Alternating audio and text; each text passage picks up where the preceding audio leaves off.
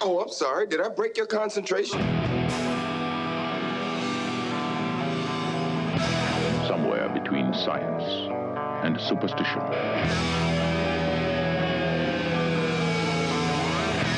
We have such sights to show you.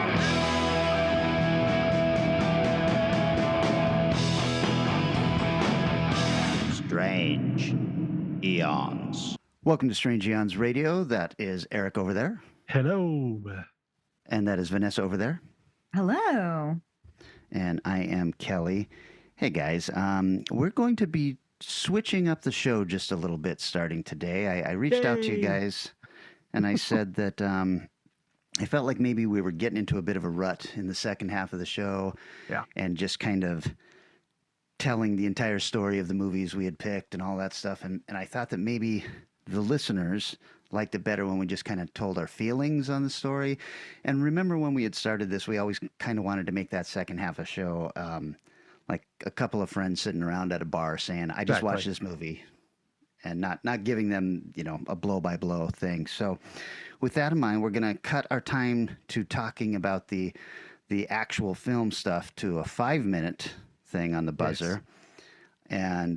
And then we'll just be able to have a free time to talk about the film all together if we want. I had seen on this other podcast that they use these little 5-minute hourglasses that they turn over. And I thought that's brilliant, but I don't know if it's really brilliant or if I just have a major crush on the girl who's in the podcast. So I decided that putting an hourglass in front of Vanessa might cause her to break out in hives if she could actually see each little grain of sand falling. I wouldn't be able to concentrate. I'd just be watching the sand. I'd be like, okay. What do I say next? Oh, shit. So with that in mind, though, we've still got the Strange Eons Radio egg timer here. And instead of 10 minutes, we'll just put 5 minutes on it. But I really love, and I think most of the listeners like the way we discuss the films that we see beforehand in our first half of the show. Yeah. So I want to keep that. I just want to make the second half feel a little more like that first half. Yep, exactly. Sounds like a conversation from long ago. I like entertaining it. And it might make for a shorter podcast, but who knows? It's not like that would be a horrible thing. Right. Yeah. Well, sometimes we'll get to the end of the 5 minutes and I'll say, have you seen the movie? Both of you say no. And, that's kind of shuts it down. Right. Or, yes, we've both seen it and we've got lots of thoughts about it. Right. Right. Well, okay. Well, then why don't we get right to it? And I'm going to tell you about some stuff that I have seen this week. Excellent. The first one I talked about many months ago when the TV show From started. Oh, yeah. I guess it was probably many years ago. And for some reason, I stopped at episode 2 and never bothered to finish it. But I've had some free time this weekend, and I have watched the entire first season. And I got to say, holy cow, you guys, do not sleep on this show. It is scary. Yeah. I remember, I don't think I watched the second, but I did watch all of the first. And it's really good. That was a long time ago, though. Yeah, so season 1 and 2 are available on Prime right now, and season 3 starts this month on Paramount Plus. It's a Paramount Plus show that is done for them, just like Evil was, and so it's a little sexier than you'd see on regular network. There's a lot of swearing, and the gore and the scares are very gory and very scary. So it made me think about. It's got a very Stephen King feel to it. Mm-hmm. And it's so interesting to me that some of these movies can come along that have, just a bit of Stephen King in them. And they are so much better than the actual adaptations of Stephen King stories. And I'm wondering why that is, why they can't actually adapt a Stephen King property into something that feels as scary as these other ones that are not directly related. It's like that Star Wars problem all over again, where it's like The Mandalorian, because nobody was managing it, gets to be incredible. But if you try to make Obi-Wan or anything on stuff we know about, it's just garbage because people want to get their hands in there. It has to be right. And like, I don't know. I feel like when you're dealing with a property that is known or loved or marketable, they get too many cooks are in the kitchen. That sounds plausible. Plus, I mean, it happens with Lovecraft too. Some of the best Lovecrafts are Lovecraftian as opposed to direct adaptations, although they have some great direct adaptations too. Was it that recommended, like on one of the Stephen King books or something? I thought I saw it pop I up think recently. I think Stephen King has recommended it Okay. himself, and that That'll would be do it. kind of funny. I'm not sure why I like this show so much, but it's really great. Reason. It's really appealing. The problem, of course, is that it is by the creators of Lost, and it has a lot of that feeling of Lost where they're just constantly giving you a new clue, but they're asking another question. And so I'm like, I sure hope you guys have a fucking ending figured out for this show. In fairness, Lost had an ending figured out, but they were forced to do like 6 seasons or whatever the fuck they did. They Right. wanted to finish it like season 1 or 2, and it was going to be that they were all dead. And then they were like, "Oh no, that's not the ending." And then they ended up Kind of circling back to that anyway. Yeah. I was one of those people who didn't hate the ending of Lost because I had fallen in love with the characters so much. Yeah. But it certainly did not feel like that's what they had planned for it from the beginning. No, I think Right. that they really had to weave their way around, and it just sucked because they just had to keep creating questions, and at some point it's like ludicrous. Like, wait, now we're in the past, now we're back in the future or in the present, or like what the Right. fuck? Yeah. Anyway, that is the show From, From, and first 2 seasons available on Prime, or if you have Paramount Plus, obviously. Yeah, and from season 2, that just dropped, didn't it? No, that was last year. So Was From it? season 3 drops this month. Oh, okay, that's why, because it's been advertising at me nonstop. So I was Yeah. this looks like a cool show I should check out. Yeah. Well, speaking of things that I should check out that other people have already seen, I finally went and saw Alien Romulus, which you both have seen now, right? Yes. Yep. Yeah, Yep. I will say definitely I really liked that first half hour, 40 Oh minutes yeah. a lot. I thought it was so good. It like felt good. The planet felt good. I fucking love her brother. I can't remember the character's name, hmm but like that whole like setting up these new elements within a known universe was so cool. And then what the actual fuck? Like for somebody who clearly loves the Alien series, like how can you go from being like, "Oh, I'm gonna get the design right and the tone right and whatever," except for Alien 3 is like, I've, been infected and it takes 3 days, and for these people it takes like a minute to like harbinge this alien that then transforms and jumps out and goes to the next person. And it's like, what the hell is this? And then I swear like the final alien just looked like they walked out of a Blumhouse film. Like I was just like, is this the tall man? Like, what the fuck am I, Slender Man? Whatever. Like, what am I looking at right now? This is some dumb ass shit. And using lines from Alien 2 that just were obviously just shoved in there. There was a lot of problems at the end, and not So having a Eric- unique ending. Eric So. had to point out to me, because I didn't catch this on my viewing until I, started looking at pictures again, that creature at the end is one of the engineers. Yeah. It's a mixture of an Prometheus. engineer Oh my and an alien. god, you did say that. Mhm. Oh my Well, god. I said that, and I'd seen it like the weekend it came out. So we were in week 1. So I ended up trimming some of my comments because they were so spoilery. Mm. And it was like, oh, I don't want to be that guy and give away, because that is like the ending.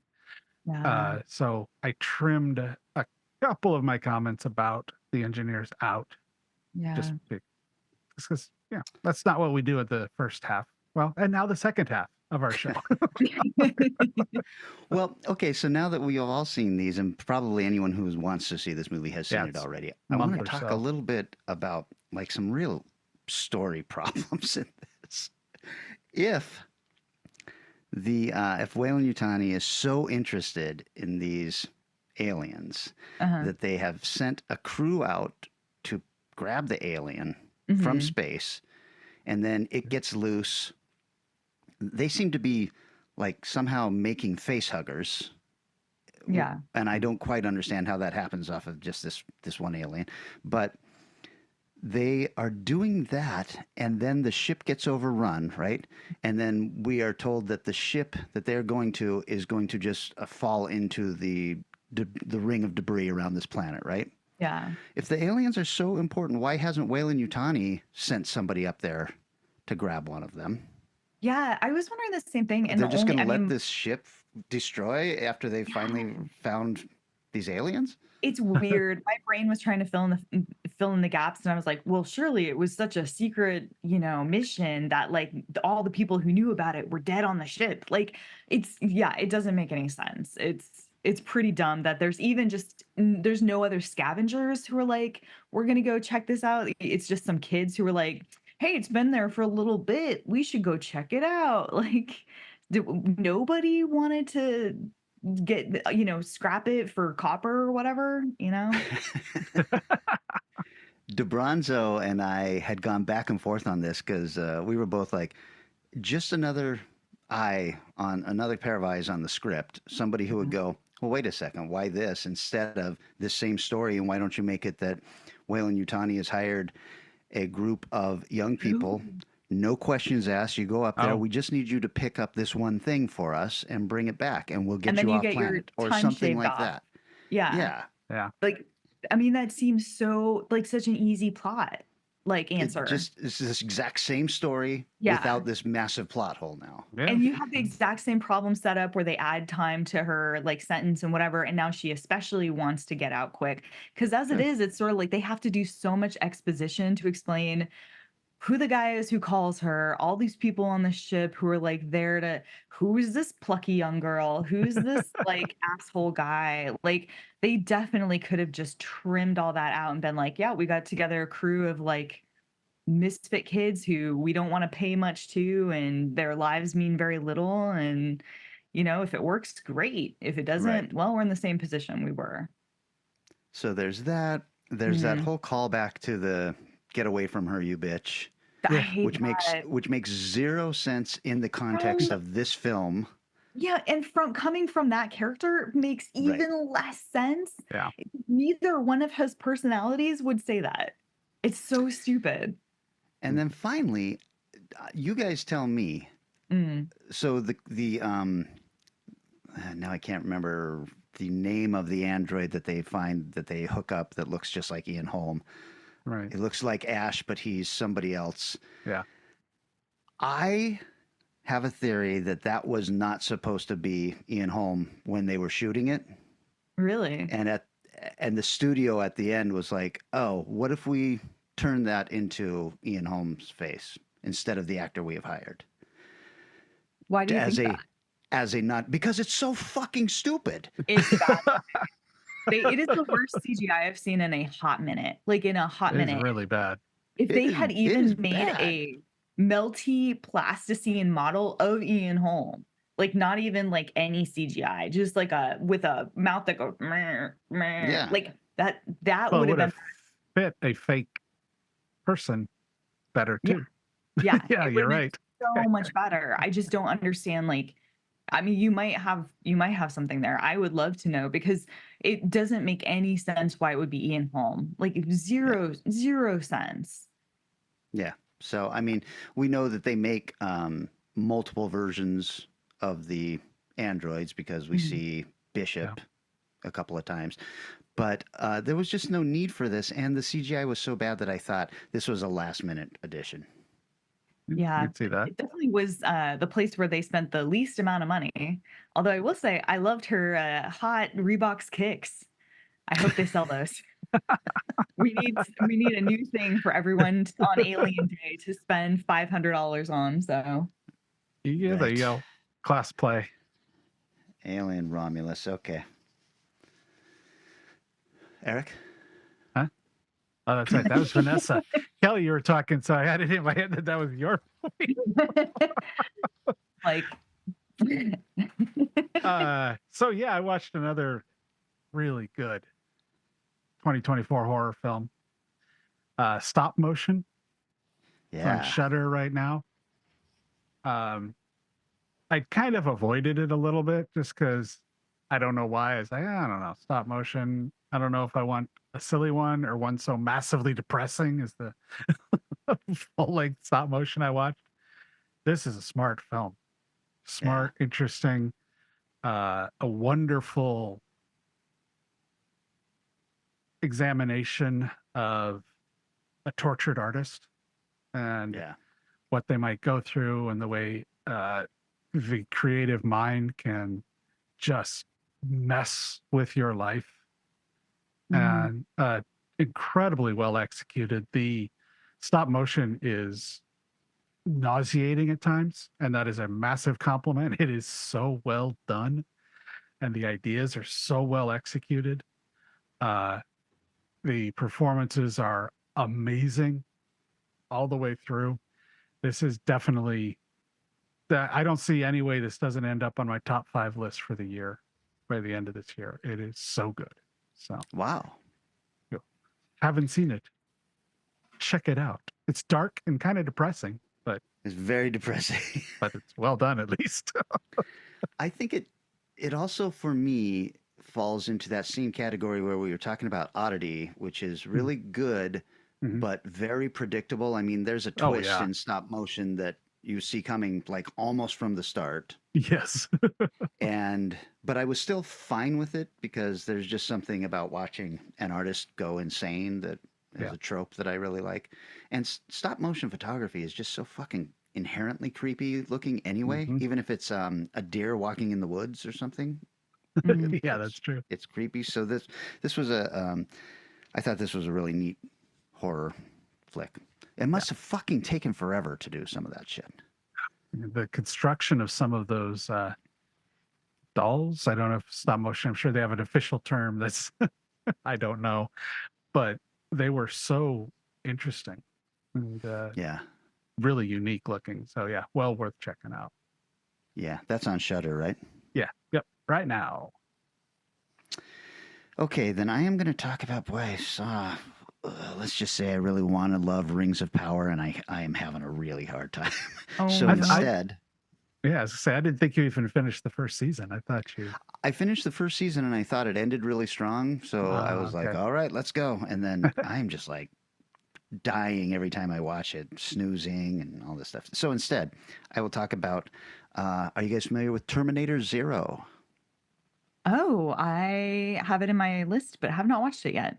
Yep, same here. It's pretty dang cool. It is a prequel to the Terminator movies. It's an anime series, and it's just gorgeous. It rambles a little bit, like most anime does for me at least. Yeah. But it is so cool looking, and it's so wild to see the Terminators rendered in anime style and all that I'm just like, I don't even know what's going on. I don't care. This looks really cool.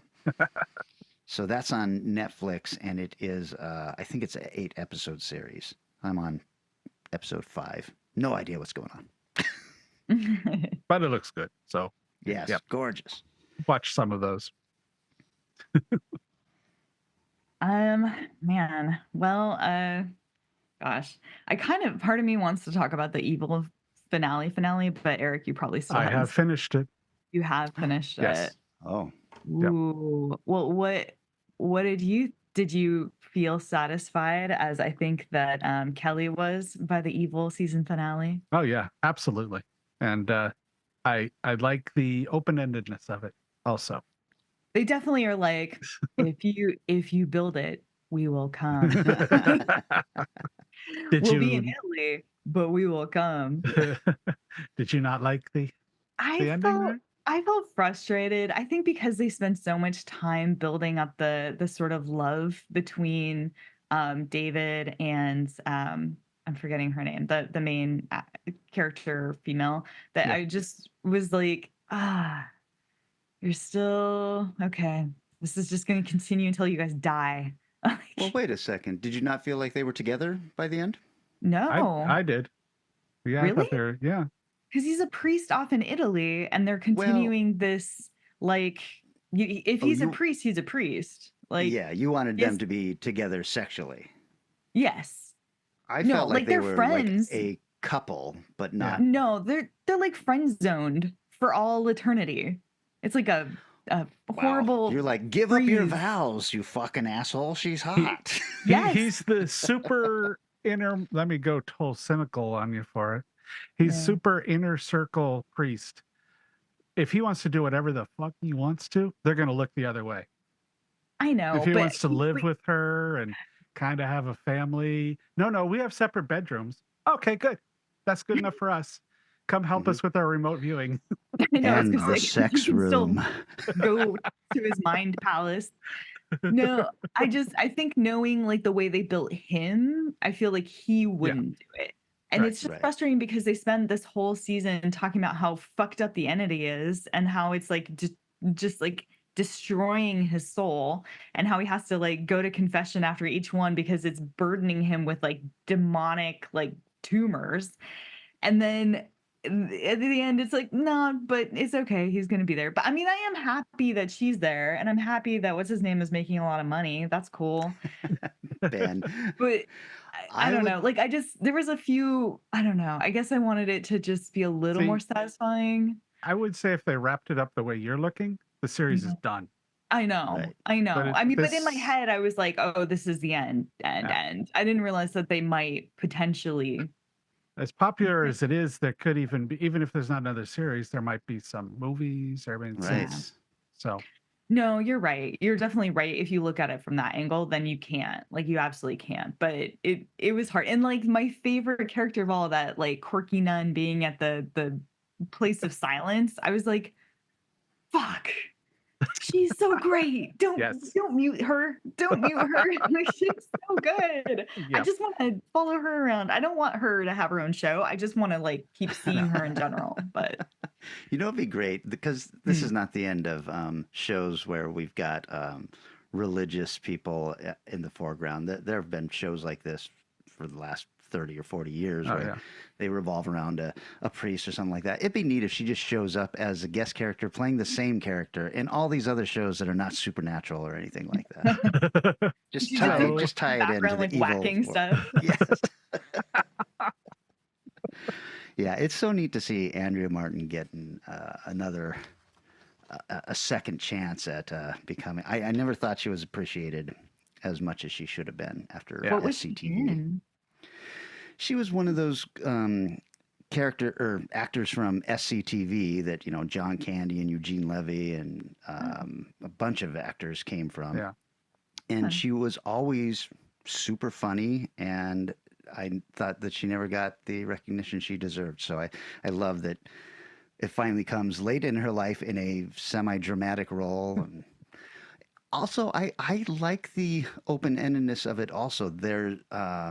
They could have let... Why can't I think of her name now? Katja Herbers is the actor. Yeah, that's but I can't think harder of to her remember, name but in the you got that. I know, right? Anyway, I like that kind of wild ending where that could have been left as a "Did I see that?" but instead was played as a "I saw it and I'm going to hide it." And I was like, "Oh, what an interesting choice." Kristen. God. Yeah. So yeah. I don't know. I think I liked it because it did feel like, okay, let's get an evil movie. Yeah. One thing I really appreciated that they did though was when they find their doppelgangers online and they just allow her to speak her natural language and just that was really fun because it's like this is her alter ego, this like happy-go-lucky hippie-ish Danish woman, and just like so good. Like, and you can see like how she's like, oh, that's a life I could live, and that being her motivator for going to Italy is pretty cool. So yeah, I appreciated that. Did you watch the little making of thing after the last episode? It's fun. It's it's just 5 minutes interview, but part of what I love about shows like this, where it sure looks like on screen that everybody is having a great time. And then you see behind the scenes, and everybody is having a great time making that show. So that's really cool. I saw on the Twitter feed, the guy, Leland, whatever from Lost, like his his Twitter feed, he is so happy, like just being like, I got to work with these amazing guys, and like, look, here they are, like killing me. It's so fun, or whatever. It's just like it's really neat. It's like, oh, you guys. I'm evil, but I'm not a bastard. I'm But really in an real life, I interesting actually am just an character. actor Yep. who's enjoying my role. Yep. You know, I was telling you guys about that My Adventures with Superman cartoon that's on HBO Max. Yeah. And why can't I think of that actor, the guy Leland? I love him so much. Yeah, he's freaking but great. He is the voice of Brainiac on that. And I was Oh. watching that and I was like, God, why is this evil voice sounding so familiar to me? And so I finally looked it up and it was him. And I was like, of course, he's got the coolest voice. Michael Emerson. Michael Oh. Emerson. Yeah, he's great. So yeah, wrapped it up. Well, I watched a movie that was enjoyable. It was not what you'd call highbrow, but it was fun. What? You watched a not highbrow movie? I know. Shocking, isn't it? The more shocking thing is Dina watched it with me. Why? Because it was the Foo Fighters movie. Studio 666. Oh man, how is it? It's Dave Grohl is very natural in front of a camera. He can play Dave Grohl really well. Mhm. Some of the others are a little less. Taylor Huggins is pretty good too. Mm. Yeah. And surprisingly, Pat, what's his name? Pat Samir, the guy from the punk band that I forgot the name of. But he starts out, I'm like going, he's really stiff, but by the end, he's got this hilarious turn of screaming and running that it's like, that was really ridiculous. But pretty gory. Basic storyline. It's a band. We're going to go into this haunted house and record our next album. And it's Grohl basically trying to figure out how to get past writer's block and then what to do once he gets past writer's block. So if you like the band, you should watch it. It's just fun. Have either of you seen this one? Yeah, I saw it right when it came out, which was right after Taylor had passed. So it was a little heartbreaking to see him in such a happy role. Yeah. I think that I really hope Dave Grohl is as easygoing as he seems to be. He has no problem making fun of himself in this movie. Yeah. And portraying himself as a real prick. And I was like, boy, I hope that means that he is a nice guy in real life. Yeah. Yeah. Most of the talk about him is that. One of the knocks he gets a lot, which kind of was the same thing that our teacher from the film school, the guy who knew Paul Newman, Stuart Stern, where people are like, you just name drop, and it's like, yeah, please do. Tell me about the time you ran into, and Grohl's got a couple of those stories in his bio where he runs into people and he just fan freaks out, and it's fun. It's like, yeah, that's cool. And he also did that series where he would go to a city and meet up with a band or something. I don't remember if it's a preformed band or if he put them together and they'd make a song. Oh, cool. And by the end, and he was really, really fun in that. So seems good unless he's just, pulling it off real well. Yeah. Would you watch that on? Amazon, I think. Amazon Studio 666. Yep. Also, great soundtrack. Yeah. The heavy metal music that they're coming up with there, I was just like, oh, this is cool music. Yes. Yeah. All did right. the big Foo Fighters fan see the film? No, okay. my best friend who's a huge fan, I actually bought it for a copy of it for her for Christmas, but still have not seen it myself, which sucks. But I will. I it's on the list. Maybe I'll get to finally see it this October. Cool. All right. Yeah, Eric, is this one of your 100 Days movies? Very nice.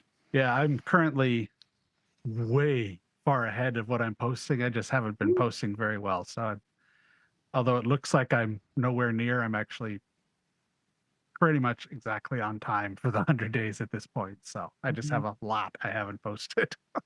Very nice. I see you posting that on the actual 100 Days page, but you also post it on the Strange Eons Radio Talk page. So if you want to follow what Eric is watching, jump onto that page. Yep. Lots of comments on those, so that's nice. Yeah. Why don't we take a little break, guys? And then when we get back, we will get into our movie picks, which is about cemeteries. Yay.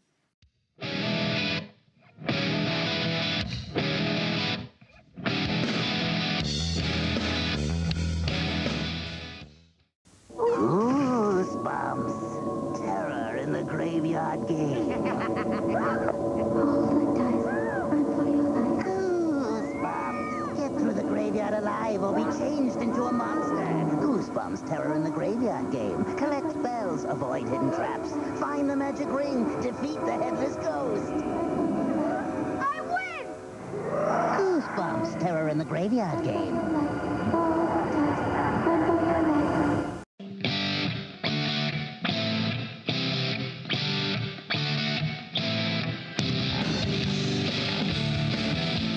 And we are back. Eric, this was your subgenre pick. Yes, it is. I had no particular reason for it. It just sounded fun. And, well, it is the inaugural pick for our 5-minute buzzer this time. So hopefully we can get this going, you guys. No hourglass, but I do have 5 minutes on the board for you, Eric. Here we go. Alrighty. So I did 2015's Digging Up the Marrow, however you want to say it. In every society, there are the deviants, the ones who are pure evil. We've been shooting this documentary. Love to roll. Take one. 100 yards beneath the surface of the earth exists a metropolis that mirrors ours in very many respects. I call it the Marrow. William Decker claims that he's found monsters. I'd see their shapes moving through the woods. Is he crazy? Is he mentally ill? Is it all a hoax? You believe this? You're a believer. What if this guy's conspiracy theories are all true? Please don't get hurt. It's right up there, the entrance to the Marrow. Okay, did you see anything?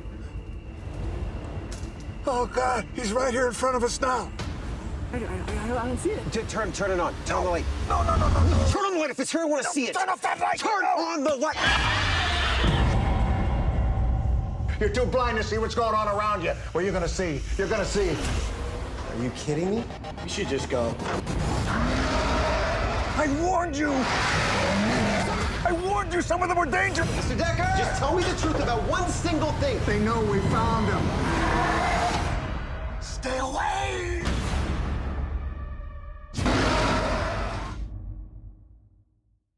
This is out on Hoopla for rent. It is a Rotten Tomatoes meter of 60 and a popcorn meter of 43. Oh, I thought we were tossing all that out. But directed by Adam Green, who you might know from Hatchet and Frozen. Also written by him, starring Ray Wise, Adam Green, and Will Barrett, who's their DP. The movie is the idea that there's a super fan of his who believes that there is a group of critters that live 100 meters beneath a cemetery. Mhm. And he has drawings of them, which are fantastic, that he sends to him. This is obviously recorded at a convention. Kane Hodder, Tom Howland, Mick Garris, Steve Barton, Don Coscarelli. The last on-screen appearance of Odorous from Guar. All right, This film. He actually considered cutting it for a little while, and the don't you dare, put that in there. Apparently, Adam Green actually did receive some kind of a fan thing that's saying that the guy had evidence that the Hatchet Killer was real. And he's kind of like, well, I don't know about that story, but let's adjust it and do this. And I tell you, Adam Green's he's fine. I'm not a huge Adam Green fan, on screen, he's also fine. And then they cut to Ray Weiss, and it's like charisma is like taking over the screen. I'm like, you can just keep the camera on him all the time. But so basically, it's those three guys through most of the film. A lot of extras coming, a lot of people coming in and out. Nobody else involved in the movie knew what the story was for whatever reason. I'm not entirely certain why that would be kept from them. His wife appears in the movie as herself a couple times in the film, but the production took so long. By the time he'd finished editing it, they were divorced. Oh. And she has a couple scenes that are pretty integral to the story. So, he wasn't thrilled with it, but he had to keep her in, or else the movie would have suffered greatly. Almost no CGI was used, which keeps the film very interesting. The creatures, there aren't a lot of them, but when they show up, pretty cool. So Ray takes them out to the cemetery to where they sit, and they have to watch for the creatures that'll come out of the hole to do whatever they do. And so that's a lot of the film, is him trying to prove to Green that these things are real, and Green and his guy not believing it. Is Ray setting it up? Is it real? It's fine. It's not a bad movie. It's a lot to like, mainly because Ray Weiss is so good. Green is fine. He does a nice job of being somewhat self-effacing and talking about what's going on. Gets humiliated by a couple of the bigger stars in the movie for falling for this guy's stuff, because he sent it to all of them too, but none of them believed it. So let's see what else had out here. Like I said, Green. Hey, what time am I on? Kind of shooting here, first time. You got about a minute and a half. Wonderful. He started working this on 2010 and didn't come out 5 years later. It's some mockumentary style where it's interview footage.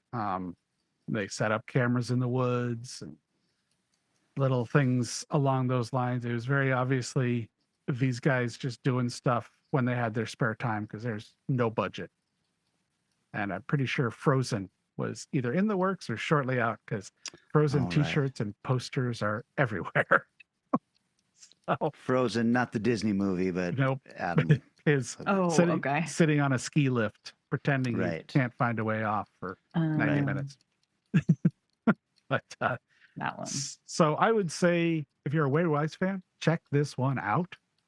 If you're an Adam Green fan, I guess you'd probably like it too. But overall, a nice film worth checking out. But I wouldn't put it on the top of any of your list. Vanessa, have you seen this? I have It looks not. like you have, Kelly. Yeah, I've got thoughts on this. My problem with it was Ray Weiss. Oh, really? Because he's not, everybody is playing themselves except for him. Yeah. And he is arguably the most recognizable person in the cast. And if they had used like a nobody that anyone had ever heard of, this could have been pitched as a real thing. But instead, you know that this character who has seen all this stuff is an actor, and a famous actor. Yeah, it's odd. The pitch is awkward because it's a making of a documentary about a subject. Right. So if somebody came up to me and said, "Dude, what is wrong with you? That movie's awful," I wouldn't have a strong argument against them. But it was, definitely not at the bottom of the list of films I've seen even this month. What? So the director's name is Adam Green. Yeah. Right? Yeah. What has he done lately? Because for a while there, he was doing a bunch of stuff. Yeah, he hit real big for a little while, and then not much at all. I think he's done. Yeah, he's got shorts. Oh, Holliston.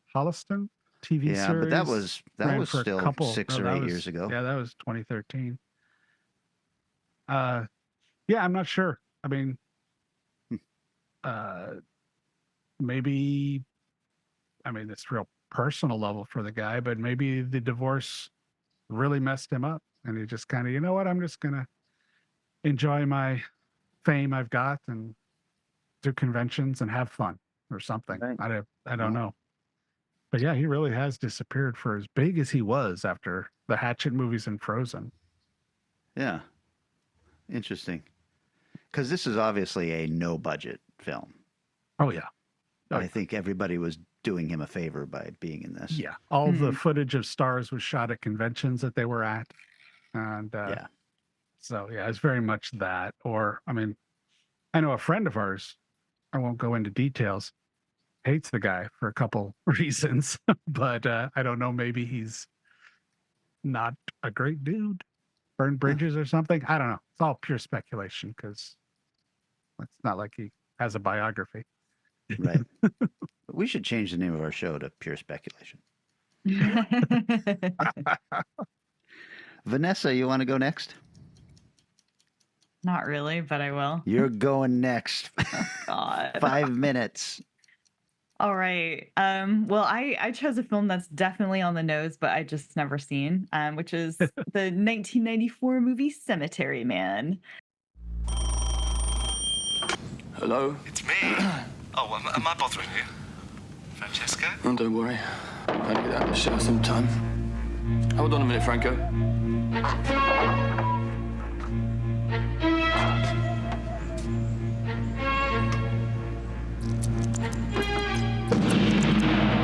In the great tradition of From Dusk Till Dawn and the Night of the Living Dead.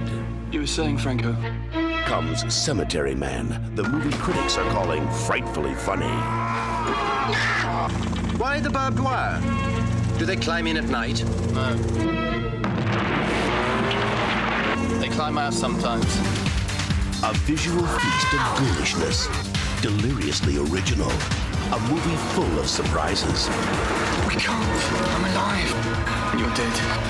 I'm not prejudiced, my love. A hilariously ghoulish romp. Get down or I'll shoot. You can't. I'm the mayor. X. Rupert Everett. This time, it is forever. Rest in peace. Cemetery Man, coming October 1st to home video, rated R. Oh, yeah. The reason why I chose it is it's directed by Michael Soavi, 28 credits, including The Church, which I loved so much. I still haven't seen Stage Fright, so that's on me. But I just really was like, okay, cool. I need to check out more of his work, and this is a great excuse. Starring Rupert Everett is probably the one person that you're going to really recognize in this movie. But it's very Italian, like very, very, very Italian. It's even marketed as The Last Giallo. The story is, I know. The story is that Francesco Della Morte, Rupert Everett's character, is a cynical cemetery caretaker in a small Italian town of Buffalora. His job is to kill any of the dead that rise, mostly by shooting their head off with his gun. No one seems to believe that this is happening, despite the mayor who hired him. Like, even the mayor who hired him does not believe that this is a real thing. And I'm like, why are you putting this guy up?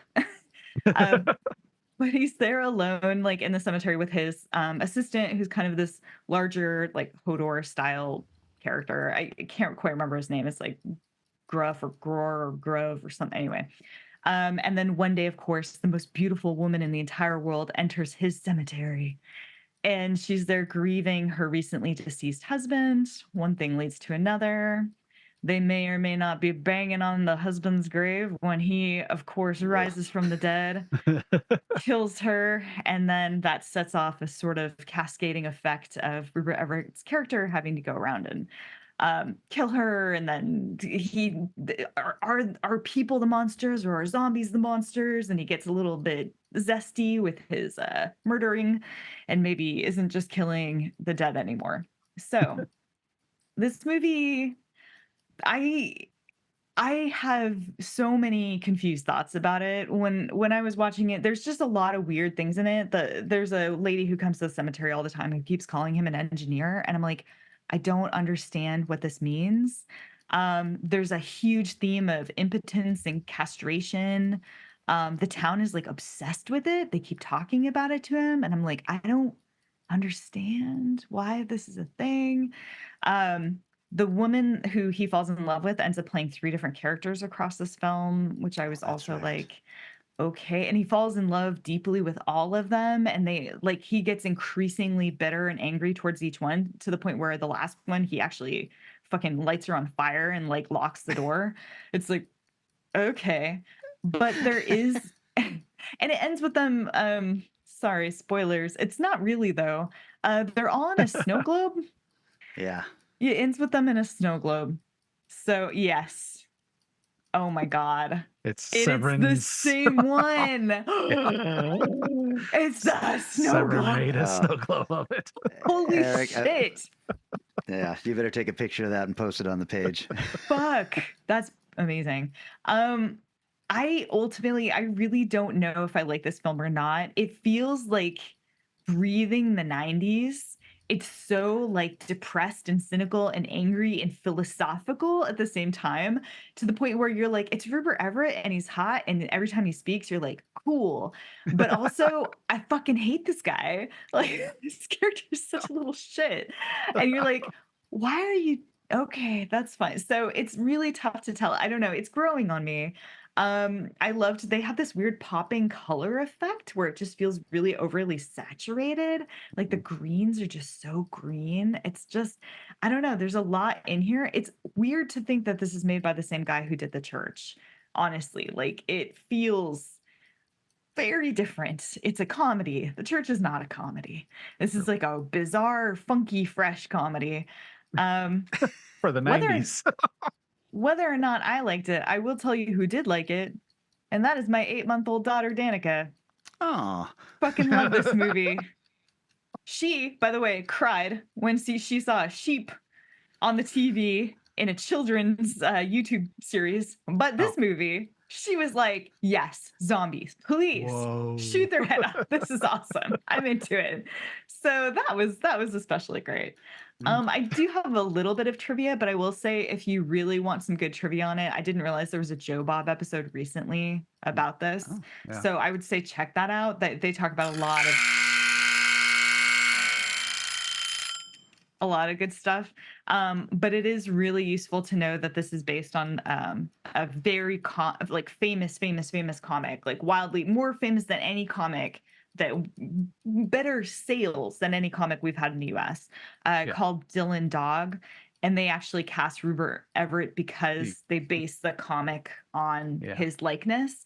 He didn't know this when he was hired, and they sent him the script, and they didn't tell him because they didn't want to give him to they just wanted to see what he would think. And then they were like, oh shit, he's gonna say no, and then we're not gonna be able to sell this to anybody. No one will see it because it's so popular if it's not perfect. And so they sent him a revised script that was a real story, and he responded with fuck no, I'm not doing the real story version. I'm going to do the crazy weird story version, and I'm going to be there in 2 days. We're going to go. So yeah, it's pretty cool. And actually there's currently a Dylan Dog and Batman crossover in comics book stores now. So check it out. Plus a great new release from Severin with 4Ks and I love that they call it Dilamante Delamore. Delamorte Delamore. Yeah, it's the original title. Yeah. I've got memories and questions. So, yeah, because then Brandon Ruth starred in Dylan Dog, which was also an adaptation of that. Oh. A movie that came out in 2009 or 10. Oh. Not very good, but it was actually quite a bit closer to the comic book. I mean, it's like a character inspired and stolen from and put in. And it's the same writer, but it's not meant to be it's one of those things that he knew Italians would recognize the character enough to get mad about it, but it really wasn't meant to be directly Dylan Dog. Oh, interesting. Okay, so my question is this. It was billed as The Last Giallo? Yes. Because is this a Giallo film? It's Sorta. yes and sorta. Yeah. I mean, they all are dubbed. Like it's shot in Italy by an Italian director that's part of the Giallo scene. But I think that his producer, who's I can't remember her name, but she was heavily marketing it as the last Giallo to like really pump it up. And that's like a big piece of trivia I kept running into about it was that it was considered to be the last Giallo.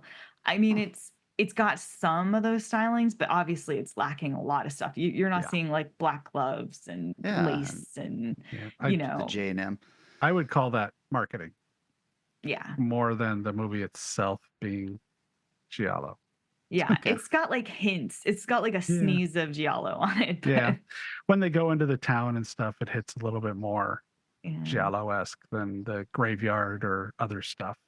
But this was a weird one for me in that this was one of the first major Scarecrow, what the hell am I renting? Why don't I rent it? Movies that I rented on a Laserdisc long ago. Whoa. And I was like, wow, movies can be like this. Holy shit. And I love it. Love this film. So the only reason I knew about this film was because of you, Eric. And I don't know if you remember, you used to like put onto VHS for me the special features of movies. Oh my God. And you just gave me this movie as a VHS. And I was like, oh, what's this? And you're like, I'm not even going to tell you what it is. I'm curious what you think. And I watched it and I was like, God, I think I love this, but what the fuck did I just watch? Yeah. Exactly. Yes. That's kind of the sense I have too. It's like part of me was like, I don't know if I like this or not, but I can't like get it out of my head. And when I think back on it, I feel really good. So I'm like, I guess I really like I don't know. I think I liked it. It's weird. It's so fucking weird. Yep. I don't know. Part of the problem is Rupert Everett, you know him from like romantic comedies and stuff. And then he plays, like you said, just kind of a pissy human being. Yeah. And he's the person you're supposed to be rooting for. So it's kind of like, I want to like you, but you deserve everything that is happening to you. Yeah, totally. It's weird because he's so cynical and he's just such a like asshat, but he's also like really like engaging. There's just something about Mr. Everett that you're like. Also, I just had a synapse fire off. Isn't his friend's name Nagi? Nagi, yes. Thank you. Thank you. I, for some reason, hadn't written it down, but my bad. Okay, so I gave you guys 5 minutes. I'm giving me 10 because... Fuck you. Okay, hold on a second. 5 minutes.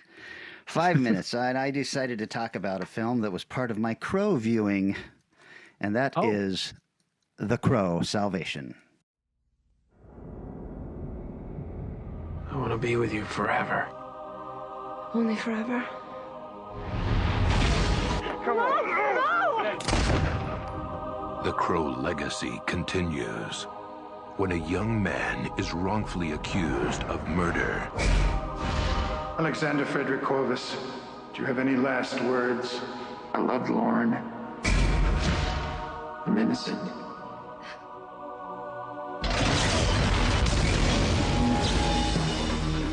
Now, with the guidance of the Crow, he sets out to find the killer. Where did you come from? I'll make sure everyone knows that you're innocent, that you loved her.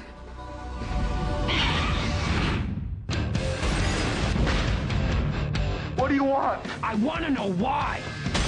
I can't be alive, not without you. Eric Mabius, Kirsten Dunst. The Crow, Salvation. From the year 2000. Directed by Bharat Naluria, who's done mostly television stuff. Episodes, though, of Life on Mars, Eric.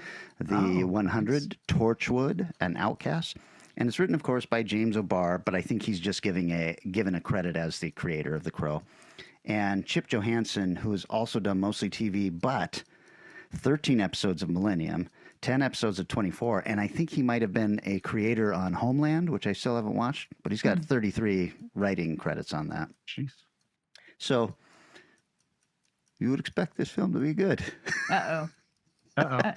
I It is starring A guy named Eric Mabius. I recognize him from Resident Evil, Welcome to the Dollhouse, and 11 episodes of something called Signed, Sealed, Delivered that had 11 TV movie sequels. It's a Hallmark series. I was going to ask. And it's all fucking Christmas bullshit and everything. So anyway. You gotta pay your mortgage somehow. Yeah. Kirsten Dunst is in this, of course, from Interview with the Vampire and Sam Raimi's 3 Spider-Man movies, and just recently Civil War. Mm-hmm. And William Atherton, who was in Ghostbusters, Die Hard, Ghostbusters Frozen Empire, looking for Mr. Goodbar. Very, very familiar looking guy. Fred Ward is in this, from Tremors, Southern Comfort, The Right Stuff, Silkwood, Remo Williams, stuff like that. Also, Dale Midkiff, Walton Goggins, Jesus, and Robbie Robinson. This is a fucking stacked cast. Good Lord. With a great writer. And? Okay, so I figured I'd go with this graveyard pick because I actually did not hate this movie. This is the 3rd film in the Crow franchise, and the studio is still trying to figure out the formula. If you saw the 2nd movie, City of Angels, they followed the original film structure pretty closely in that the film opens with the police investigating the murderers and then the Crow showing up and bringing the dude back to life as the Crow, and even had an adult Sarah, who was the little girl from the first movie. The guy they got in that movie acted like Brandon Lee, had the jokes and everything, even looked a little bit like him, although he rode a motorcycle, which was kind of cool. In this one, none of that. We open with our protagonist in prison on the night of his electrocution for murdering his girlfriend, which he claims he did not do. And then after he's dead and thrown into the prison morgue, he comes back as the Crow, and instead of makeup on his face is scarred in the familiar jester pattern. And then he goes on to uncover a corrupt police force who was responsible for the murder of his girlfriend and his subsequent framing for the crime. It's not a bad storyline. And Walton Goggins as a bad cop is clearly how he got the Shield role. Nice. But the kid they have chosen, this Eric Mabius guy, who's the oldest 21-year-old you've ever seen, he has zero charisma. And for the most part, he's walking around in his prison outfit before he finally gets a trench coat, which helps his appearance greatly. So he's just not cool looking at all in this movie. And he is the weakest link in this movie, and he's the lead. So that's not great. The movie also just looks cheap. City of Angels, while it didn't look as cool as the original, had its own style and its own color scheme, and it was still not bad. I mean, that's a movie you guys should go back and watch if you thought you hated it. It's certainly better than the remake that is out in theaters right now. This one looks like a TV movie. Also, I noted that you can apparently only become a Crow if you have a Corvid-related surname. So like Eric Draven in the first one, and Ash Corvin in the second one, and in this movie, Alex Corvus, and in the next movie, Edward Furlong plays Jimmy Cuervo. Oh, you guys, whatever. Trivia. The film was released to a single theater in Spokane, Washington. Oh, shit. Oh, wow. Prompting fans to accuse Miramax of intentionally bombing it. Oh. Rob Zombie was originally set to write, direct, and score the film, but he was fired because of creative differences. I've read the Zombie script, and it is fucking insane and would have made a very cool movie. What else do I have? Down to my last couple of seconds. Alex de la Iglesias turned down directing this film, Eric. Oh, shit. And then I'm just going to tell you the trivia on the Rob Zombie thing. It says Rob Zombie was originally set to write, direct, and score the film, but he was fired because of creative differences. In an interview, Zombie explained what made him quit was when he submitted a script featuring an older, nastier Crow in a gruesome spaghetti western, specifically with Scott Glenn in mind. Oh, shit. The producers liked this idea until a year later when they saw the box office success of I Know What You Did Last Summer and came to Zombie telling him they wanted to make a third movie, a teen slasher, possibly starring Skeet Ulrich. No. Yes. To which Zombie replied, "Fuck you." Scott Glenn as a spaghetti western Crow. That's actually not what the script is that he wrote. His is kind of set almost in the future, but it is a dirty nasty, weird fucking Crow movie. And I would have loved to have seen that. Certainly better than what we got. The cemetery scene is the Crow going to visit his dead girlfriend's grave, and then Kirsten Dunst plays the sister who hates him and believes he has killed her sister. But when this guy shows up looking just like the boyfriend, except that he has scars over his eyes and his cheeks, she doesn't recognize him at all. I'm like, all right. Yeah. I'll tell you what, though. Except for the performance of this guy, if they had a couple of bucks and another pass at the script, I think that they could have made this a little stronger. It is still better than the Crow film that's out in theaters right now. Wowza. Everybody the few people who are still defending this Crow movie need to check themselves before they wreck themselves. You did see it, right, Nice. Kelly? Like the most recent Crow. Yeah, I fucking saw it.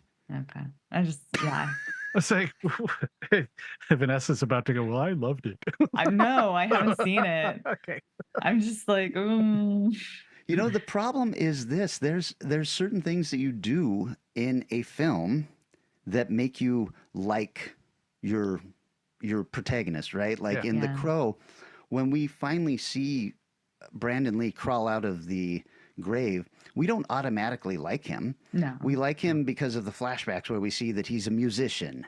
And we're like, okay, he's an artist and he does something good with his life. And we see these flashbacks of him and his wife, or his soon-to-be wife, because they get killed the day before their wedding. Right. They're laughing together and they've taken in this street urchin and the little Sarah girl and all this stuff. And you're like, oh, these are good people. And that's why you're rooting. And that's why it makes sense that he's come back for revenge. In the remake, Eric and Shelley meet in like a rehab center. They're both drug addicts. They escape from there, and do they fucking run from the mob, the supernatural mob that is after Shelley? No, they go to a house and then they get fucked up on drugs, and that's their entire thing of falling in love with each other. And then they're killed right after that. And I'm like, I kind of don't believe this is true love. Yeah, that's kind of like the wrong takeaway from the previous, because like the original, I think people get mixed up with what's interesting about movies like this. Like you said, people are probably like, oh, it's really about like this idea of a guy like coming out of the grave and looking all crazy and killing people, and then it's the 90s, so of course everyone's thin and strung out, instead of focusing on the things that are actually just core story elements that would work in any time. Yeah. Which is things like, love in a place that's ravaged by disaster. I mean, that's why I like the original Mad Max, because I'm like, this guy just is trying to have a cool family and he's just a good dude doing his best, and the fucking, like that's just why why stories work. That's how you have a likable main character. I don't understand. That doesn't make sense to me why they would have that be there, and why give them such a long lead up love story anyway. Just a lead up love story that makes you not like them, makes you not believe that they have fallen in love. Yeah. Like, why do we care that they're on drugs? Like, how is that relevant? Do they use drugs to lure him later? Even if they wanted to have them be drug addicts, maybe they overcome the drugs and leave together, not escaping in love, and try to start a new life in a halfway house and get killed. That's tragic and good. Yeah. There's basic storytelling 101, which is you got to like your main character, even if they're kind of an asshole. Then they overcome that, and you get Han Solo or something like that. Right. Also, this new Crow has an ending that I defy anyone to fucking make sense of. Oh, no. It has a fucking time travel ending that negates everything you have seen in the film. If you actually kind of examine it for a minute. So did they go back in time and like fix Earth? It's all fine now. They kind of spinning around the globe. No, nothing that great. But no, that would have made sense then. Instead something happens where it's like, oh, so she didn't die because of this. But she's brought back to the time where she was almost dead, and I'm like, does that mean that everybody who's still trying to kill her is still alive after he went and killed them all? I don't know. That's just so dumb. weird. Dumb fucking writing. Yeah. Anyway. The Crow 3. Check it out. Yes, The Crow 3, Salvation. Not as bad as you think. That should be the blurb on the DVD That's case. that's what the blurb should be for Alien 3. That's right. What do you know? Okay. What do you guys think of the shorter time limit on that?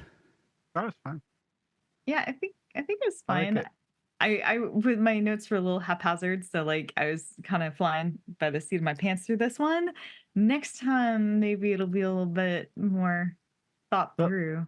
It ahead. leads more towards what I've tried to do for a while, is not tell the whole story, but still fill 10 minutes and Right. stuff, which got Yeah. difficult at times. But so I like the Well, it was faster never supposed format. to be we had to fill 10 minutes. It was we Right. couldn't go past 10 minutes. Right. So, Vanessa.